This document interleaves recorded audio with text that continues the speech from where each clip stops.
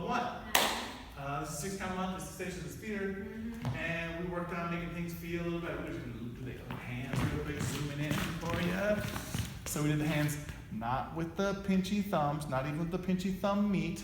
We're just doing these little like hooks. These are the important fingers. And I wasn't doing dishpan hands, just holding on for dear life or raising my wrist up with gravity and in there with the finger pits. So let's get in there nice and close and just have a little hitch. So we're both kind of holding on to each other. Neither one's grabbing the other too much. Once we're doing that, then we let the hands slide around when we move. Round, step, triple step, little change over. And it'll change back. Just remember about that, it totally works. We learned to cuddle today.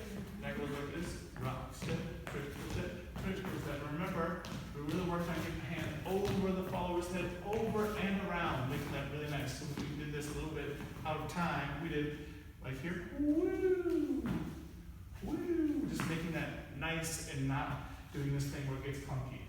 Remember, you turn your hand over nice and early. It really does make a difference to how the thing feels. And then in general, we just talk about keeping the arms kind of still, and then moving bodies around so that we can feel each other a little bit better as opposed to moving arms around a whole bunch.